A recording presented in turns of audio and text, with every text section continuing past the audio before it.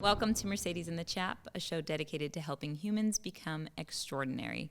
Here we'll hone a well-rounded roadmap for us to step into our potential in all things relationships, work, purpose, and legacy. And we've got a very nice lady coming on named Cher Hubsher, based on her different last name, married name. Let's just call her what she is. Let's call her what she's a hottie. Hottie for sure. I didn't say her. It's true. Yes. She is a professional matchmaker. She has a very successful dating location or dating service, an NYC wingwoman. Dealing especially with dating at home during COVID some of the times. But what was your favorite part of our conversation today? Oh man. Well, I like the practical advice as far as what pictures to do and what pictures not to do, because I feel like that's something that we all we basically got into how to put yourself out there in a digital way on these apps and dating platforms, that you have to kind of give your resume as a human being in a quick snapshot bio and well, and what's interesting photos. about that is if you love it or like it or hate it, is you're in a world of social media and you're in a world of the digital place. If so you're in the dating game right now, you got to put play yourself out of it, which is weird. I don't whatever, but it's the reality. We got to deal with it. But as far as Ms. Cher goes, I liked talking to her though about like when to get physical with another person and how to make your profile like an icebreaker so that people are interested in interacting with you from the get. And I think because she is an incredible dating coach and calls herself a wing woman specifically for men, I feel like this is the wing woman they need like in their life. I'm excited about it. Agreed. Absolutely. I can't wait. Looking forward to it. Okay, well, let's jump in. That sounds good. Let's go. Cher, hello. Hi, I'm so excited to be here. Such a pleasure to have you. And I wanted to jump into this virtual digital dating world that, oh my God, is so intimidating for so many. And I know everyone's trying to play that game out there, especially if they're single. Well, hopefully only if they're single. Yes, hopefully. Or in an open relationship. But what is it? So you do a review service with your dating service and your coaching service of reviewing these online dating profiles. So what does our online dating profile need to look like if we are trying to have some game in this world? I've seen some crazy online dating profiles, and it's funny, a lot of people think that, the girls aren't going to read my profile. I'm just going to put up a couple pictures here and there, like whatever. But no, we want to feel something before we go on a date, or why would we go on a date with you? Also, we want to get to know you. I've seen a lot of people write funny jokes that they think are funny that are just not respectful. I've seen so many different things, or pictures of them from the 1980s and it's now. And I'm like, oh my goodness. Yeah, it's like if your photo does not look clear, then there's a problem here. If it's grainy, that's an issue. Yeah. Yes, that is an issue. Or what about if it's cut out and you can see somebody's hair? Yeah, or it's like hot. So there's so many things to look for when it comes to building a profile, but we look through it, we give them a full audit as what needs to be changed, and then help them actually navigate how to talk to people online, because it is a little different. You want to make sure your personality continues to shine even though it is online. I love it. Yeah. So with that's interesting, because when you're and I talk to other people about this, when you're texting, I'm kind of like not a wordsmith, that's not the word, but I think that once you hit send, it is in the history books and the ether, and you cannot withdraw it. Yeah. I mean, unless you're on one of these more secure texting apps, which is, we're not going to get into that. But when you go to send a text to somebody, especially somebody that you're new into a relationship with, you probably should reread the text before you hit send. 100%. Okay. So yeah, definitely you want to reread before you click send. Just like you said, I think a very unattractive thing is when someone writes something and then it's like, they send, and then oh wait, I have to add this, send, this, and send, and there's 10 text messages, but by the time I look at my phone, I'm like, oh my gosh, this person is very intense. So think about what you want to say, write it out, reread it, and then send it. It's better to be like short and concise with one text than like 10 different text messages just trying to get across the same thing. And you don't know what the person's doing. They might be at work, they might be in a meeting or whatever. You don't want to get 10 bing, bing, bings in a row. I feel like that's the issue. Like, it's a lack of presence. And even though we're not on the phone or in person, I still would want to know, like, someone's being present with the communication with me. Yeah. And I have actually, like, a friend who, I have several friends who do this really, but like who is constantly doing the voice to text from her car. And so it always gets it wrong. And then she's in there correcting it 20 times. And it's fun. I mean, I know it's her, so it's not a big deal. But when it comes to like, if I was in a dating situation and someone's sending a zillion texts like you're saying, Cher, it would feel to me like they're either so sporadic and chaotic in their life, that doesn't feel good to me. And it also, again, not present. But then it's this piece of like almost desperation where you're like, I gotta, I haven't figured out how to like just articulate a sentence. Totally. And then it's like, I want to respond to something you said 10 text messages ago, but now we're on a new topic and it's not fluid. So definitely try to be more fluid. Think about what you're going to say, ask questions to get that banter really going as well. But going back to online dating profiles, I usually say there's like 4 to 5 main pictures you want to make sure to have starting out to really show off your personality. First and foremost, that first profile picture is so important. You want it to be clear. Usually I say smiling because if you don't see it, you might not have it. So you want to see those teeth. We want to make sure that they have it. So like me wearing a wig. Yeah, or you wearing a hat. Yeah, like I want to know who I'm gonna be, going 100%. On a date with. Yeah, and I want to swipe because of that.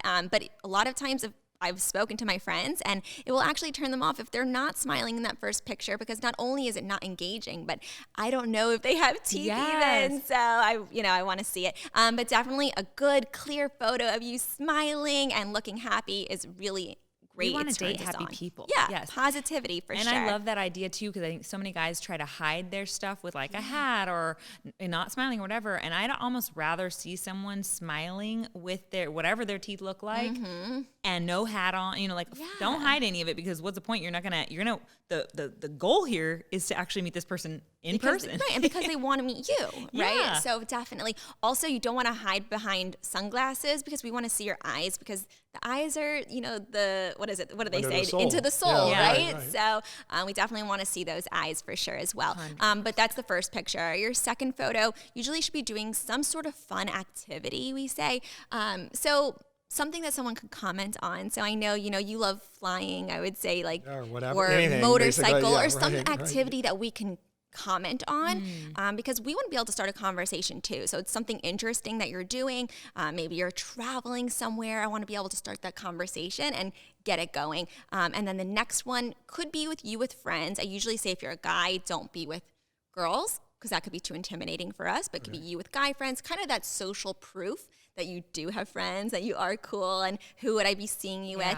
The next photo would definitely be a full-length photo of you, so I could see what is your body type, what do you look like, are you hiding anything, is there any surprises that I'm going to be needing to be aware of, and then usually another picture of you just smiling in a fun atmosphere. Well, what's interesting about that too is, and correct me if I'm wrong, but as I'm hearing you, all 5, let's say it's 5 photos, all 5 of those photos, they're also self-authenticating to the other photos. So if like you see one where it's like from 18 years ago, and then you see another one where you're with your buddies from last week, and you don't look anything alike, that's probably not a good idea. Totally. And it builds trust too. Yes. And also it could be a passion. So that last photo could be you with your dog, and right away that's a great conversation starter. Or if you're really into cooking, you cooking, because that's showing a passion of yours. And so I think things that show about you, but in a nice way, not putting in your face type of way, is a great start to the conversation. How do you not come off like a douchebag? Like, really? Yeah. Well, that was my question. Yeah, that's the next question. So those selfie pictures of you in the gym, like, need to go. You might look really hot, but that's not the type of, you're not going to be attracting a girl, because she's going to be like, oh, he's full of himself, he looks narcissistic. Even if you look great, save them and show them to her maybe once you guys are dating, not online dating though. What would be another photo where you're just like, and don't reach for this, but another photo off the top of your head where just don't do that. Yeah, I think those shirtless pictures a lot of times just aren't. The shirtless pictures of you just taking a selfie, I would say don't do that. I think a lot of those pictures of you like selfie, like thug life, like, I don't know, like silly ones like that. Even though you don't mean it, you're just being funny. Just being funny. I think, but funny pictures are good though. I should it's okay to be funny though. If you're doing something silly like it's Halloween and you're dressed as a really funny cartoon character, like that's great because it shows your personality. So pictures that show your personality are great. The pictures of you just selfieing it with a shirt off, that's not showing your personality. It's only showing that you're maybe a little conceited. Well, or desperate. Or desperate. Oh, yeah. Totally. Or you're just looking for a hookup. And even if that's what you're looking for, we don't want to feel like that's all you're looking for. Well, and it's interesting, and this is maybe similar, but when you're going through social media, and it's the same for guys and there's girls, and it's always them at the gym, and I'm like, why? Okay, you're fit. Like let's get off that subject now. Totally. We don't need to keep. Is that it? Is that all you got? Right, and that's right. We want something to comment on. Like online dating is all about starting a conversation so we can eventually meet in person. What do I have to comment on? Like, yeah, you work out, like cool. You know what I mean? Where's the conversation? Well, it is interesting though, because I feel like on the flip side of it, if women are showing a lot of skin or they're showing their body in that type of profile, sometimes that's going to definitely attract guys, maybe not necessarily always the right attention, but off the bat. But we flip it for women. Totally. Women are kind of like, if you're trying so hard or you're putting yourself too far out there, women are not the same type of competitive. We're competitive in a different way. But when it comes to dating, it's kind of like the dad bod thing. Like we are okay with someone who's not trying to spend all their time in the gym or they're not, putting that so far forward that's what they feel like all their value is in. Whereas on the flip side, men are like, no, I need to see what her body looks like. I need, yeah, you bring up such a great point. And I think it comes down to a lot of times, not all, but many times men are very visual, women are very emotional. Yes. We want to feel something, guys want to see something. And so I think it kind of comes down to that a lot of times. But just because you want to see something as a guy doesn't mean she wants to see something back. So those gym pics. It's kind of like, this is maybe off to a little out there, but a lot of times girls don't love the dick pics, but guys love the boob pic, you know what I mean? They love to see girls looking sexy, but we don't necessarily love seeing just a dick pic. So it kind of comes down to it's interesting because it's like context, I think for women is probably the emotional tie there is like in context, if we invite it or we're already in this mode where we're in that very sexual direction, then it makes sense and it feels right. But if it's just like that, then you're kind of like attacked. That. Right. If you're getting if you're in that mood. But this is again assuming you're not just looking for hookup Wednesdays. Right. Sure. There's more, and that's really why we're here. It's not really about that because we can't. We don't have guests on that can really speak to that as well, and not that I'm aware of anyway. But I think these are these general relationship, just kind of like tidbits that are really useful. What as far as the actual writing in the profile, other than like the simple that we said proofreading. Yeah. Obviously, you don't want to lie, but guys, because maybe we like them like material things that we find cool, like a really nice car, or like, look at me, I'm on a private jet when you're really not. Okay. But we all know that. I mean, and sometimes it's cool to show your buddy you were at an event and there was a really cool Lambo or whatever. But obviously none of that, right? Because then it's like a second you start hanging out with the guy, if that's why she wanted to swipe whatever direction for you in the first place, that's going to be, that veil is going to come off pretty quickly. So, but in the writing of it, what are some things, should you know your audience, or should you be a little more general about, this is what I do, this is, my job maybe, or what do you think? Yeah, I think it's interesting that you say that with the private jet thing. You're just like, that's setting an expectation. If that's not who you are, don't set that expectation, right? She's going to come in thinking, hey, I don't date this guy, I'm going to be going on private jets. If that's not you, don't put it out there like it is you, because you want her to come in and be wowed by you and not come in to the date and have a letdown. Well, and that makes sense as we sit here today. But at the same time, if you're trying to peacock here, and you're like, oh, I need to make my feathers look really good. And it's like, oh, I know that's really not mine, but it's okay because at least I'll see her. It's kind of like the fake it till you make it. Yeah.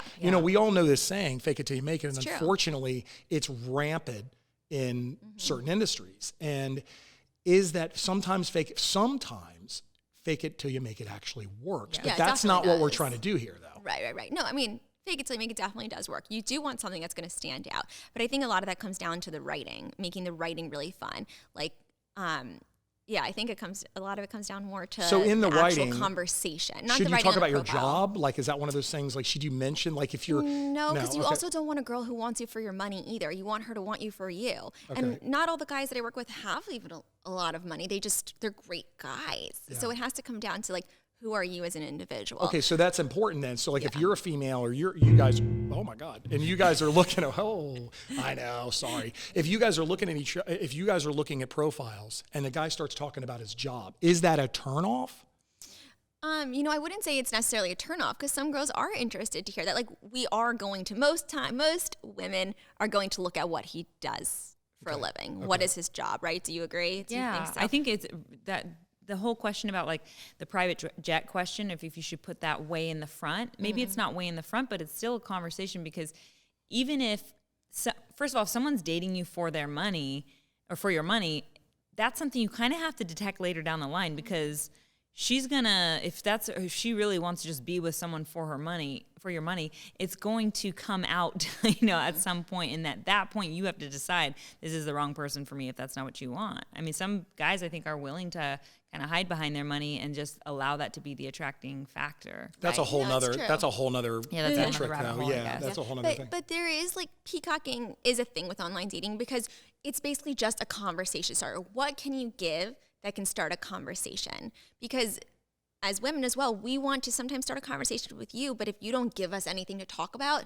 we might not ever start that conversation. And same thing with the guys I work with. I'll have them look through female, pictures of the girls that they're interested in. And I tell them, well, what would you say to this girl? What would you say to start a conversation? And he'll look at it. And sometimes all it is a hot picture of her. And that's not great either because even though, yes, he's visually attracted to her, he has no idea what to say to her. So I always tell my clients, give something. Like an icebreaker. Right there. And I think something I actually really love, there's a dating app called Hinge, and something I really like about it is that it gives you actual icebreakers on the actual dating app. So we'll ask questions like, would you rather ski or hang out by the whatever? Or two truths and a lie. Okay. And then it actually is an icebreaker, and they'll actually, girls that are writing to the guys or guys that are writing to the girls will try to guess what the truth or the lie is. And I think having an icebreaker is a great way to start a conversation. And that could even be something that you start a conversation with as well. Well, what, as far as on that subject, as far as age goes, historically in society, our society, Western society, it's not looked down upon for the guy to be a little bit older than the female. What age range or how does that work in your suggestions with regard to I know there's no hard and fast rules with this because it's really more do you align and the female can be older, the male can be older. I get it. But if you're a guy, do you steer some of them away from women that are just you feel too young, or is that not the reason why and there's other reasons? No, with online dating, the girl and the guy both have to set their preference. So if you set your preference for a 22-year-old girl, but the 22-year-old only wants a 24-year-old and you're 34, you guys will never match. Oh, I get it. So you're only going to match with someone who is okay with your age. So that's good. It filters it out for you. So that's really not a discussion. So if you're someone who's an older guy, but you feel young at heart and you want a younger girl, and that younger girl is okay with an older guy, then you guys can still match together. But if she's not okay with that older guy, you'll never match. So it's not an issue. Well, let's say she says she's okay with it, right? Mm-hmm. And you've gone out now on, 6 dates, and things are going pretty well. And you're I'm just going to make up this guy, right? You're a very successful 56-year-old, okay? And this girl's 32. I mean, I don't, whatever works for you, dude, it's fine with me. I'm down with that, fine. But is that going to be a problem, generally? Or is it again more, because obviously if you have so much in common, it's never going to be a problem, or it shouldn't be a problem. But I guess what I'm wondering is there a hard and fast rule when it comes to, okay, I've noticed that in my experience that someone 20 years your junior typically doesn't work out. Mm-hmm. I don't know if it does or not. Typically, I have seen, a lot of people will say age is just a number, and I do agree with that. Age is a number. It's all about how you feel. But, however, a lot of times you are in different stages in your life at different times. And so in the beginning, a lot of times things work out great and it's fun.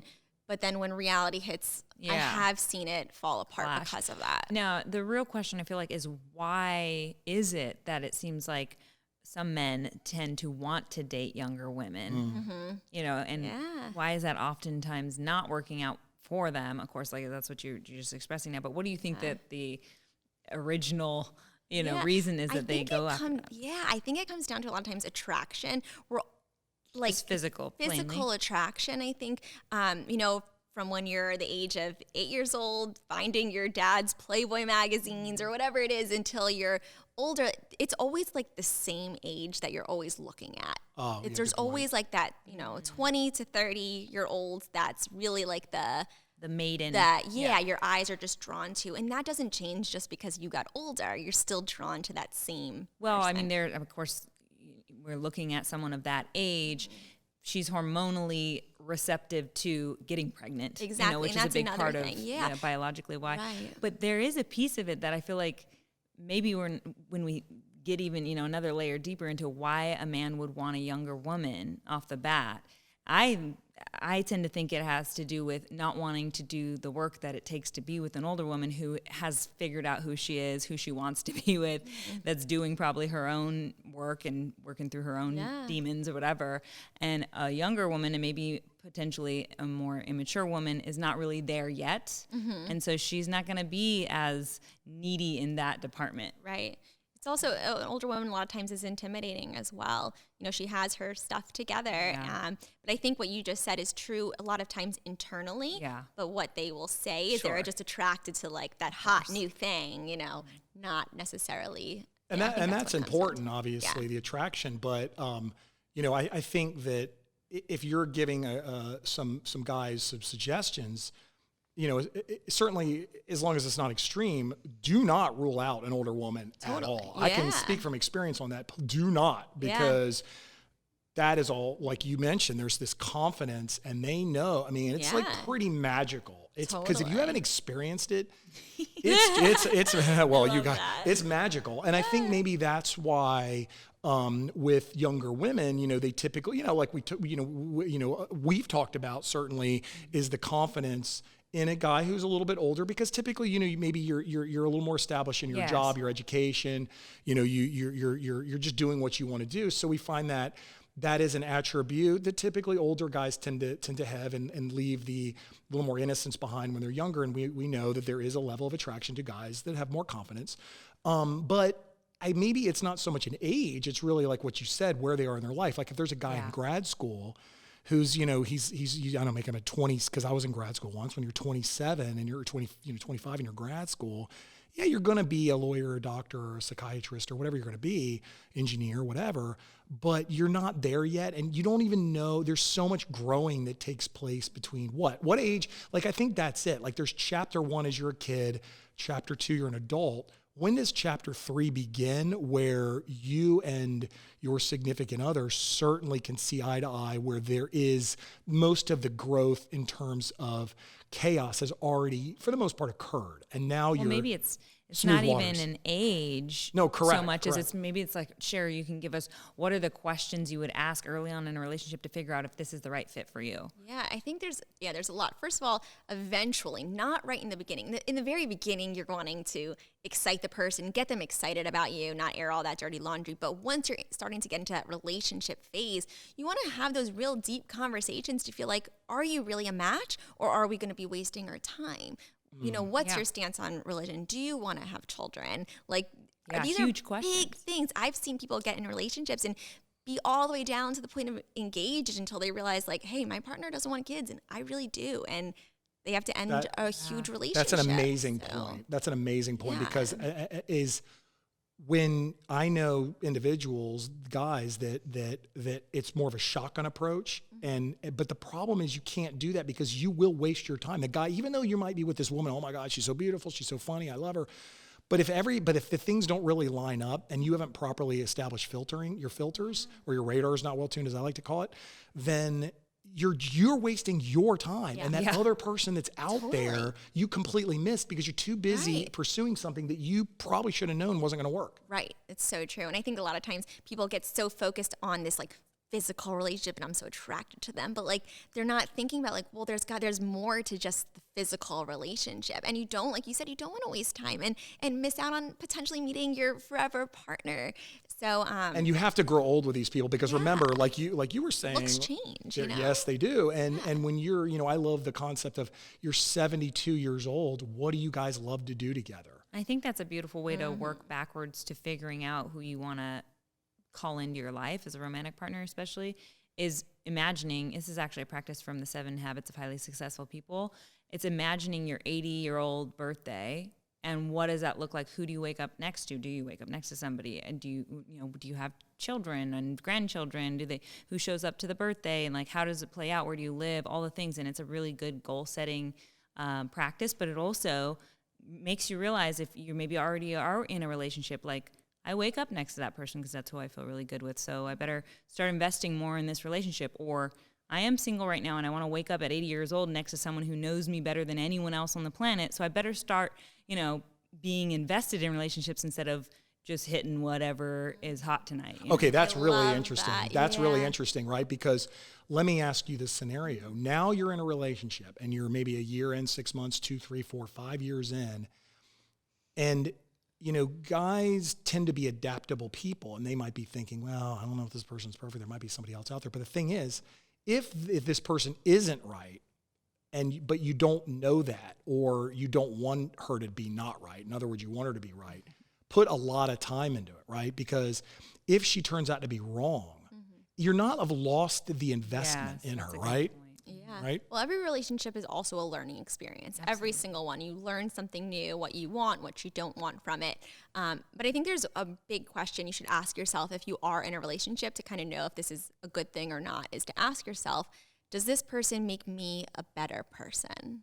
Yeah. I really believe that's a very, very strong And do question. they let you be your own person, right? Yeah, otherwise right? you get into kind of a codependent conversation where we're worried right. that without them we're going to be less, and that's a whole nother thing. But yeah, that's a really important question. But do they make me better? Or do they bring me down? Are they holding me back? So, practical question for you guys. You're on your first date, okay? Do you, obviously not too much, but do you drink? You know what? I usually try to say 2 drink maximum. Okay, That's just my recommendation, just because we want to really be. Now, does that include the when the girl roofies me? Does that include that? Oh yeah. You know who you are. No, I'm just kidding.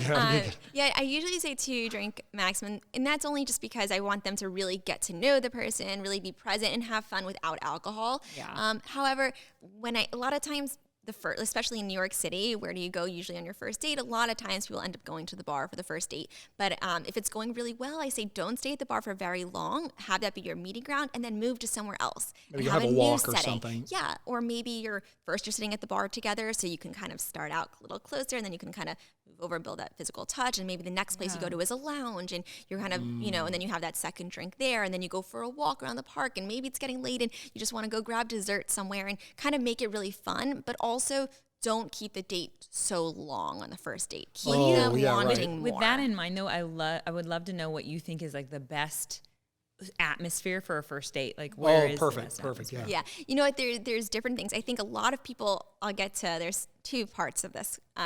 First of all, I'd say most common nowadays is a bar type setting, just because your focus is on getting to know the person. But what I have seen recently that I've seen do very well is something that someone's passionate about, where an activity that they can enjoy together doing. So say someone loves animals in their profile. I've seen them just go to like a puppy store, and they just play with puppies and talk and chat. And then afterwards they went and grabbed a drink. Just something that can kind of break the ice, and something they can actually do together can be really fun and memorable. And it's not just like that every other date you've had. Yes, it's something I love that. different. And I'm going to remember that date. And I felt an emotion there because I felt already love like that around thing. me. Yeah, and I love that it's an action instead of the action being drinking, because when we're nervous, which we are on a first date, you've got to do something because you've got all this energy built up in your body. And if you're just drinking, trust that you think that it's social lubricant, eventually it becomes destructive for the date. And so it's, working against you at some point.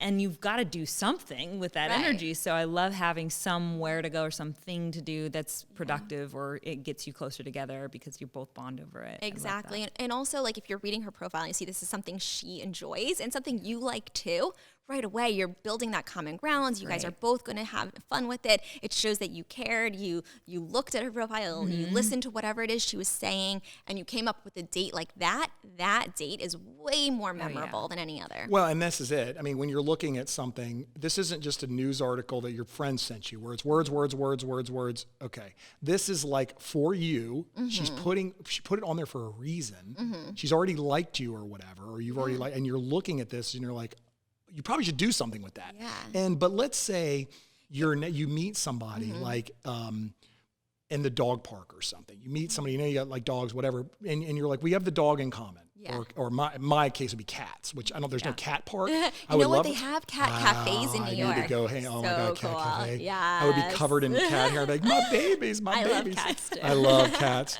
And we all love cats, actually. Yes. Just so you know, we love cats. So what's interesting is, so we meet somebody at a cat park or dog park.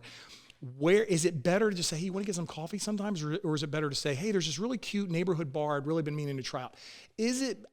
My gut feeling. One. Really? Yeah. So, I would feel like, first of all, if you're having a great conversation, say you meet, I love meeting in person. I'm a huge fan of it. So if you are at a dog park or whatever, and you guys are talking and chatting or having a great conversation, offer to have an instant date, it's called, and you right away go on a date right there. Hey, I'm about to go grab some coffee. You want to come? Let's go grab a drink real quick. I only have about an hour to kill. You don't want to make it like you have all day, then she thinks you might take up all this time with her. But if you have just a little bit of time, you're like, hey, you know what? I have a few minutes before I got to meet a friend. Why don't we go grab a drink real quick? Now let me ask you that. Let's say she's like, no, I'm good. That's okay, right? Totally. That's okay. Yeah. Okay. I'd be like, yeah. Say, well, I'm going to go. Don't, the rejection right there because that's you're putting her on the scary spot. too. I Yeah, agree. I don't It is know. scary. This guy been watching But you gotta try from it? the van. I think you should go for it. I think if you're having a good conversation, you're like, hey, you know what? I'm about to go. I'm just walking to go grab some coffee. Do you want to go? Yeah. And if she's like, yeah, sure. I'm, So non-intimidating. non-intimidating at all. Invitation. Yes, And you're in good definitely. shape. At least you've hit the first checkpoint. If she Well, says, yeah, sure. Right. And if you already have that, that's like game over. Yeah. You really are. Now you Yeah. just play your cards right. Now you just play your cards. And your cards right are be yourself and Yeah. be sweet and do what you know you think is be authentic and whatnot. Well, I think it's also important to know that you're not being necessarily rejected. You maybe she's just telling, maybe she doesn't feel confident because she's just at the dog park with her hair in a ratty bun and wants to go on a real date with you, can impress you or something. Yeah, I think you can kind of feel it out as well based on what's going on. But if not, I always say so for example, in New York City, there's a place called Washington Square Park, and a lot of people go and we sit down and we'll read a book, and that's a great way to just go and start a conversation. You could literally sit at a bench and start a conversation with the person next to you, which it can end up being an amazing thing. So if you're having good conversation, there's good banter, I would say don't stay all day, stay for a little bit. You don't want to look like you're taking up her time, and even give yourself a time restraint and say, hey, I'm about to go meet a buddy of mine. You say, I gotta run, but it was great talking with you. We should totally grab a drink sometime. Here, let me grab your number. And I literally say, hand her the phone and put it in her hand. So she has something tangible right there. She's holding it now. She's like, oh, okay, I gotta put my number in. But I also think you expressing, hey, this has been a great conversation. We should totally grab a drink. It's kind of it's not asking, it's kind of just saying this has been great. And in her mind, she's going to be like, yeah, you know what? It has been great. Okay, this is amazing. I have one more question. Oh, go ahead. I just want to ask on so that we make sure we get this point, because we're talking about digital dating today, virtual dating. When is the right time, if you haven't met someone in person and you're texting with them, or you're having some sort of digital correspondence, when is the right time to make the invitation maybe for meeting someone in person? You know what? That's a great question. I think that comes up all the time. When's the right time? We've been texting back and forth or messaging back and forth. I think as early on as you can, at least move the conversation from the online dating app into a text message.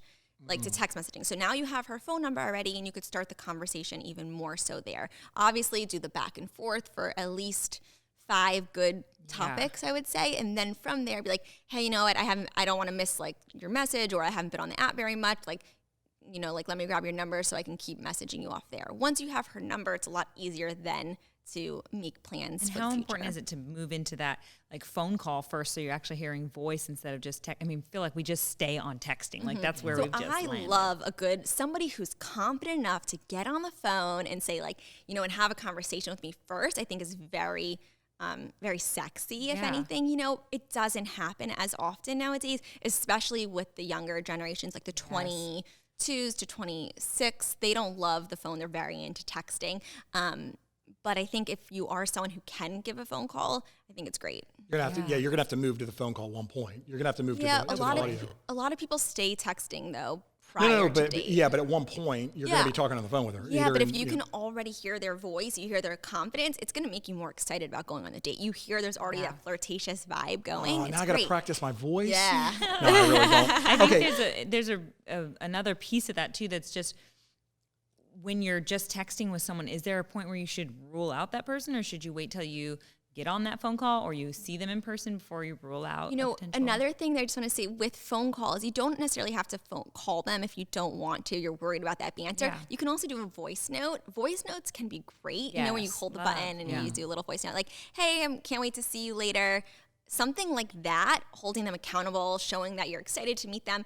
Oh my gosh, it goes such a long way. All of a sudden, she's like, oh, this guy, he's different. Like, they're not used to that. So I think that's really cool, too. So do you think the ruling out, once you've had some conversation, maybe someone says something that turns you off a little bit, but you haven't met them in person, you haven't felt their energy in any way, maybe you haven't even had a voice note or voice call from them or anything, do you think, like, rule them out of that? I mean, swiping is so easy, right? Like, on to the next. So that's the problem with online dating. It's so easy just to be like, all right, I'm just going to swipe to the next person or the next. It's so easy just to do that. If there's something that you didn't like, kind of try to feel them out a little bit more.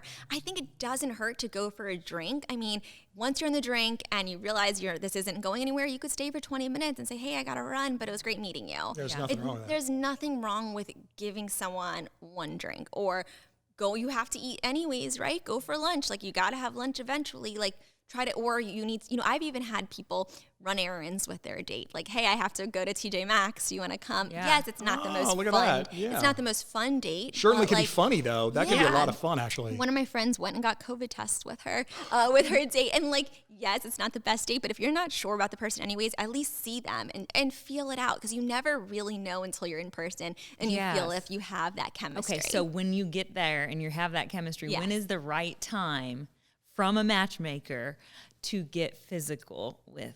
You know what, I think you can't put a timeline on that. You have to really feel out the person with you. But I do think you can't have a great date and then all of a sudden just go in for the kiss at the very end. If there was no physical buildup, there has to be physical buildup at some point if you are trying to go in for the kiss at the end of it. So whether that be even sitting close enough where you can laugh and put a hand on her shoulder as you guys are laughing, or put a hand on her leg as you guys are talking at some point. Just please do not go from sitting across the table like an interview, then to kiss at the very end. There's got to be that build up. Now, have you seen it be, if your desire, which I'm assuming if they're coming to you, their desire is to have a long-term relationship with somebody, most likely, or at least an intimate and deeply intimate relationship, more than just physically, when they become physically intimate, interfere with how long that relationship ends up a lot of the time? You know what, I do try to say, don't have sex too early on. I think that you need to first, my take on this is you need to first build an emotional connection before you build a physical one. And for everybody that's different, but I think if you are looking for a long-term relationship, you should be going on a few dates at least before any sort of, before you end up having intercourse. And why? Is it because it gets complicated? Yeah, I think you're getting too sexual before you've gotten emotional. You need to really know the person, feel the person, because it'll make sex that much better once you do. And on that note, the great way to end our wonderful time with you again. Let's talk about where we can find Cher. So NYC Wingwoman. NYCwingwoman.com. Okay. And then we have and then at NYC Wingwoman, right, on social media. And that's going to be Cher Hubsher at that point under that. And then as far as more personal, Instagram and TikTok, it's at Cher Hubsher, CherHubser. SHER. I don't know who typed this. It must have been me. Anyway, so wonderful. God, I mean, if the production actually bought us cards, that went a lot longer, maybe we could have you on longer. So don't hate the hosts. So it's been a pleasure, Cher. Thank you so much for spending your time and giving our audience so much valuable information that I know they're going to take all the way to the bank, hopefully, in their relationships. Well, thank you so much for having me. I wish all of you out there the best of luck in your relationships. Thank you so much. And thank you guys for being here with us. And if you want to be part of our community, subscribe, connect, and comment through the links below. We have an episode drop every week, so we'll catch you again then. Until then, bye for now.